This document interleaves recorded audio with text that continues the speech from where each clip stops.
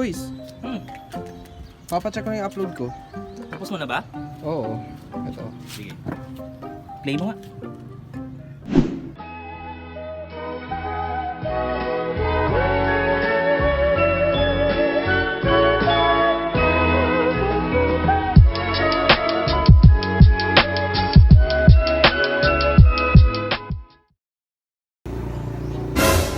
Good day, healthy people.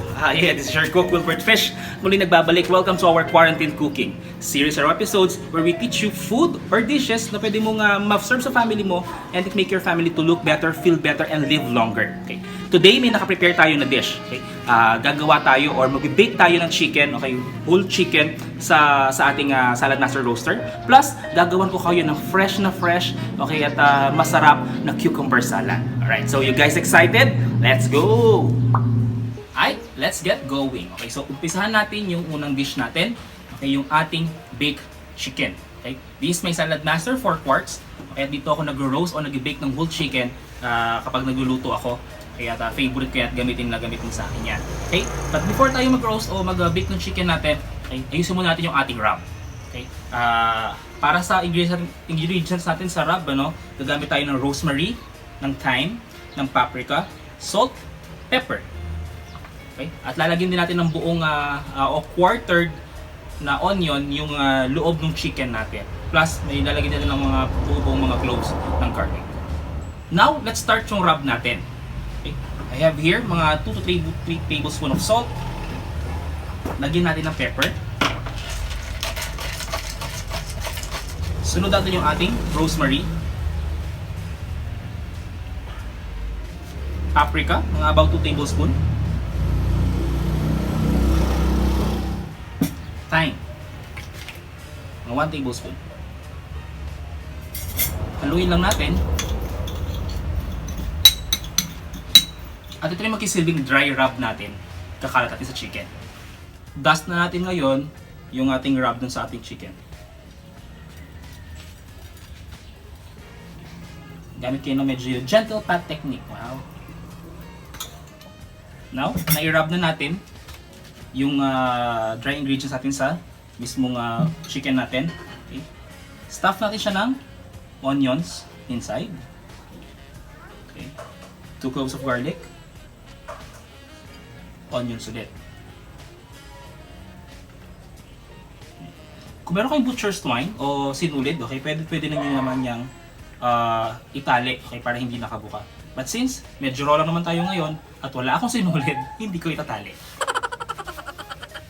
Ngayon, let's bake our chicken. Okay. Usually sa recipe na to, gumagamit tayo ng oven. At pinipreheat na yan for few minutes. Okay, dapat mainit yung oven mo before may pasok yung chicken.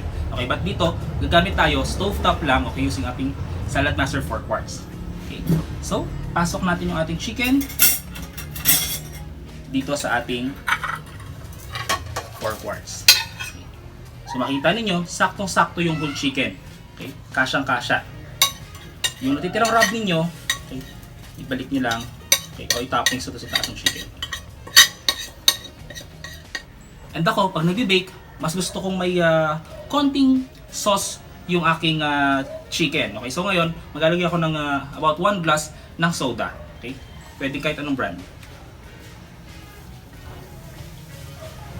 And for darken color, okay, maglalagay ako about tablespoon of soy sauce. At ngayon, pakuluan natin yung liquid. Okay. I-set ko lang yan sa medium-high. At later, pag kumulo na yan, babaan natin yung temperature natin to medium. Okay. Para unti-unting mabake o maluto yung ating chicken. At later, kapag nag-caramelize na yung liquid, okay, yun yung mismong i-drizzle mo, okay, sa taas ng chicken, okay, para yung color niya mas maging pantay. Okay? So, ang total cooking time ng chicken natin is mga about 40 to 45 minutes. Ayaw nating mamadaliin yan, okay, para mas medyo slow cook lang, mas magiging tender at masisipsip ng chicken yung lasa ay ng mga spices and herbs na ginamit natin. At ngayon, gusto ko lang magbigay ng konting information o ano yung mga pwede nating makuhang benefits sa mga ginamit nating ingredients. Maliban doon sa chicken na ginamit natin na very good for mga flu, okay, at nakakapagpalakas ng katawan natin, gumamit tayo ng thyme. It says here that thyme also has been used to support respiratory and digestive system.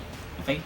Thyme's fresh aroma is said to uplift the body and spirit and to aid concentration. Okay, so yung thyme pala, okay, nakakapagpaganda ng feelings, okay, maganda rin siya for respiratory and digestive system. Yung rosemary naman, it says here, can be used to aid respiratory system as well, decrease physical and mental fatigue, wow, okay, support a healthy immune system, and promote feelings of relaxation. Okay, kapag especially yung mga gumagamit ng rosemary oil, yan, nakaka-relax yan. Pag nilagay mo naman sa food mo, good for digestive system, okay? It can also promote na mapalakas yung immunity system, okay? So, very good yung mga herbs na ginamit natin. Mabango na, okay? Healthy pa. Okay, ngayon, let's go to the second dish. Magka-cut na tayo ngayon ng cucumber natin para sa gagawin nating salad, okay? Using my salad master machine o salad master food processor, okay, gagamitin ko yung blade number 4 kasi gusto ko makakuha ng pinaka-thin na slice as much as possible dahil mas maganda yung texture niyan kapag later nakakainin natin. Okay, so I have my cucumber here. Okay, this is my blade number 4. Mapapansin nyo, okay, gano'ng ka-thin yung slice niya. Parang sa chips, ano? Okay, at yun yung gusto natin makuha mamaya para sa salad natin. Okay, ubusin ko na yung cucumber. Alright, so I got my thin slices of cucumber. Ngayon, gawin natin yung ating vinaigrette. Okay? Balsamic vinaigrette.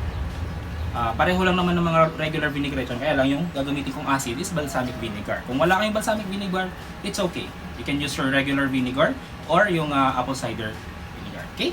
So, nalagay ako mga about 2 tablespoons of olive oil. Healthy ang olive oil pag hindi niluto. Now, we put our balsamic vinegar. Mga 4 tablespoons. And then for sweetness, okay, mga 2 tablespoons of honey.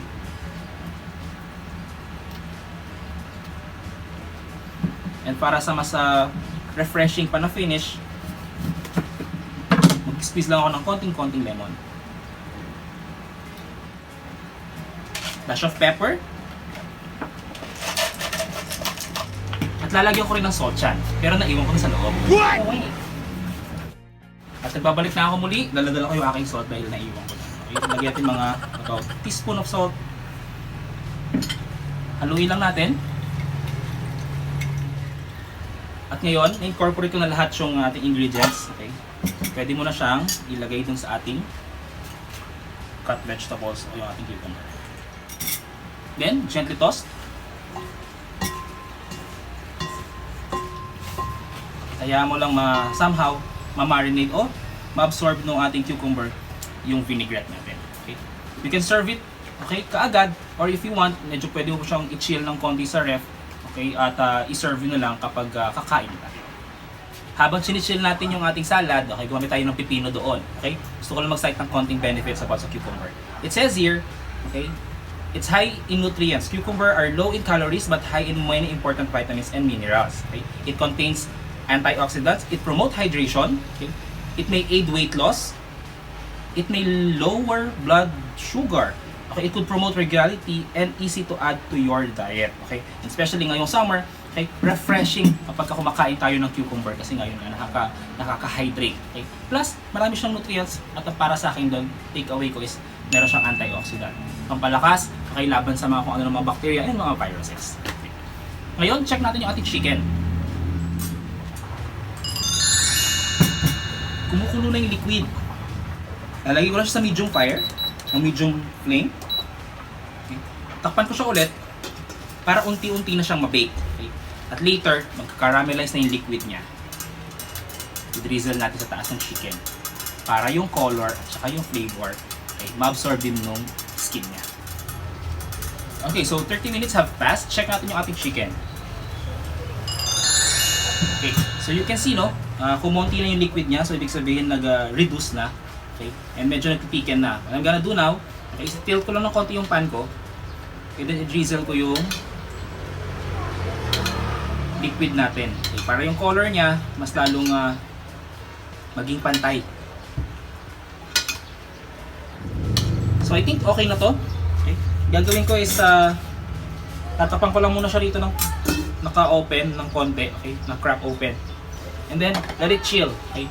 Pag-rest lang natin ng konti yung chicken natin, okay? Kasi masyado siya napagod sa pagkakaluto. Joke lang, okay? Para hindi naman siya madurog kapag pinlate natin siya later. So, hayaan mo lang muna siya mag-chill dyan, okay?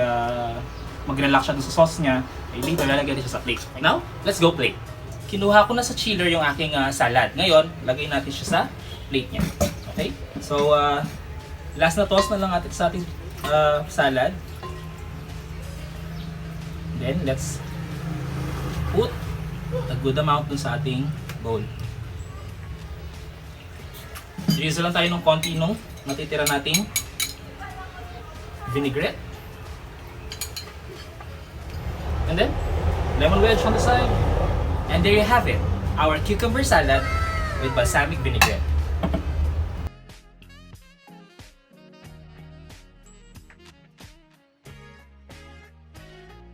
Now, let's plate our chicken.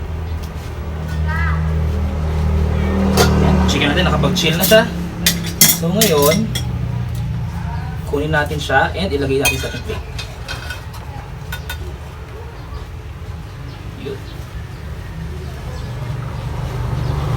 And then, for the sides, lagay na yung ating steamed vegetables.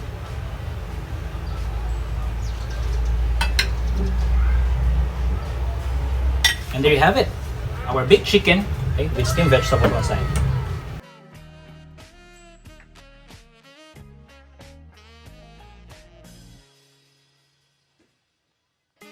Sabi ba? Our cucumber salad and our baked chicken. And now to join me, para tikman itong mga food na to, isa sa mga taong inspiration ko, napakasipag ng tao to, at napakadyaga. Kaya lang minsan medyo mayabang talaga siya, so pagpasensyahan na, okay? Let's all welcome, walang iba, Wilbert Fish! Hello! Hi! So yun na, no, wala talaga akong kasama titikim. Ako pa rin! Okay, so, sige, unahin natin yung ating salad. Okay?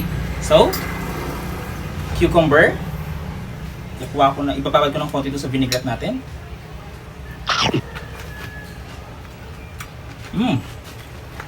Oh.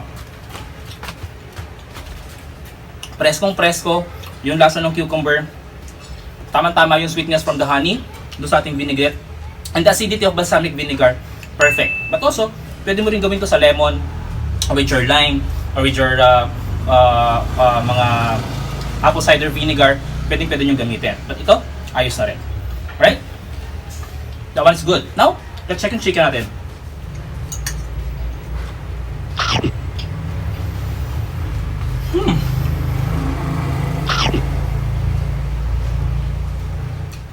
Yan ang outro. Hot! Anyway, sobrang sarap ng chicken. Okay? Na-absorb mo ng chicken yung bango from the herbs. Okay? And then yung alat niya, tama-tama lang. Swak na swak, especially for me, no, yung sweetness from the soda, okay, na ginawa nating sauce para sa chicken. Okay? So, I think kapag may mga special occasions, pwede nyo rin lutuin itong ganitong klase na recipe, okay, para mag-enjoy yung family ninyo. Okay? So again, palakpakan nyo si Wilbert Fish. So there you have it, our baked chicken with the sides of steamed vegetables, and of course, yung ating freskong-fresko na cucumber salad.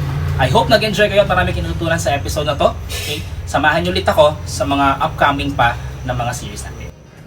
That ends our episode for today. Again, thank you for watching. And before tayo magpaalam, I would like to thank Titanium Lining Corp for sponsoring our cooking show for today. Titanium Lining Corp is an authorized dealer of salad master cookwares here in the Philippines. Okay? Kung may mga questions pa kayo, please visit our page.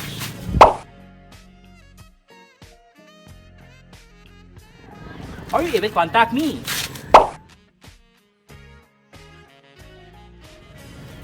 Again, maraming salamat and we hope na makasama namin kayo sa mga susunod na pa nating episodes.